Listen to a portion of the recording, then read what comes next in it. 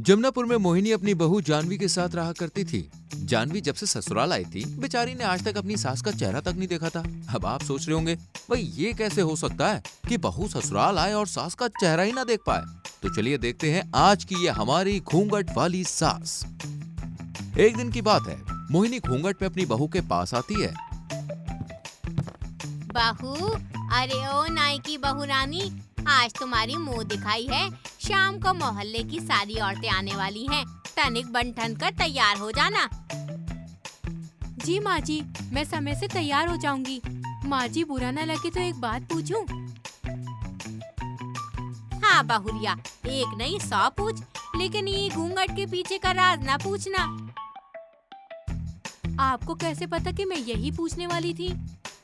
बेटी, आज तक मैंने इसका चेहरा नहीं देखा, तो तू कैसे सोच सकती है कि ये तुझे अपना चेहरा दिखाएगी? क्या पापा जी, आपने आज तक सासू माँ का चेहरा ही नहीं देखा? बड़ी अजीब बात है। बदकिस्मती से यही सच्चाई है बेटा। अब तुम ससुर बहू की गपशप खत्म हो गई, तो बहू रानी तुम जल्दी तैयार होकर नीचे आ जाना। और अजी आप चलो मेरे साथ। फिर सास ससुर दोनों वहाँ से चले जाते हैं। और शाम को मुंह दिखाई के समय जब सारी औरतें हॉल में बैठी होती हैं तो बहू, आज तेरी मुंह दिखाई है। घूंघट थोड़ा ऊपर कर ले ताकि सब तेरा चेहरा देख सके। ठीक है माँ जी। तभी मोहल्ले की एक औरत, अरे ओ मोहिनी बहन, लगे हाथ तुम भी अपनी मुंह दिखाई करवा लो। इसी बहाने हम भी तुम्हारा थोबड़ा देख लेंगे। अरे तुम्हें मेरे घूंघट से क्या तकलीफ है? जिसका चेहरा देखने आई हो उसका चेहरा देखो और फूटो यहाँ से। अरे गुस्सा क्यों होती हो? क्या गलत कहा शीना ने? तुम्हारी खूबसूरती के चर्चे तो पूरे मोहल्ले में मशहूर हैं, लेकिन हम भी तो देखें, घूंघट में छुपा चांद खूबसूरत है या इस पे भी दाग है? हाँ? देखो जी, जिस काम के लिए आई हो वो करो, वरना दफा हो जाओ यहाँ से। अरे चलो बहनों, नहीं देखना हमें कोई चांद सितारा। अब इनकी सूरत है ये घूंघट में रखे या खुले आसमान में, हमको क्या? फिर सारी पड़ोसनें मुंह बनाकर वहाँ से चली जाती हैं। सासू माँ, चेहरा दिखाई दो ना, घूंघट हटा ही दो ना। अब अपनों से कैसा पर्दा? अरे अगर तेरी काली नजर मुझ पे लग गई तो मेरे चांद से चेहरे पर दाग आ जाएगा। ना बाबा ना, मैं नहीं दिखा रही चेहरा। फिर सास वहाँ से चली जाती है। वहीं जानवी कमरे में जाकर, अजी ये माँ जी चेहरा क्यों नहीं दिखाती? क्या ये हूर की बनी है? अरे जानवी, क्यों जिद कर रही हो? आज तक पापा और मैंने माँ की शक्ल नहीं देखी, तो तुम तो उम्मीद छोड़ ही दो। सही कह रहे हो जी, मिलनी से लेकर शादी तक की रस्म हर फोटो में सासू माँ घूंघट में ही दिखी हैं।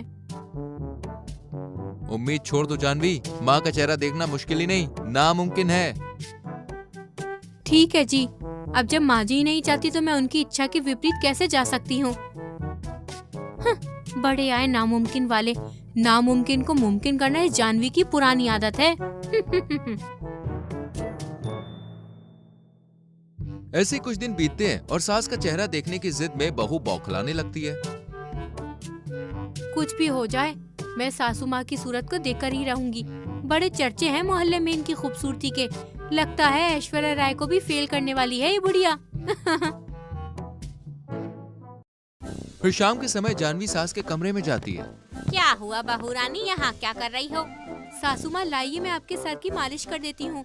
वो क्या है ना, हमारे यहाँ रिवाज है कि ससुराल में नई बहू सास के सर में तेल लगाती है।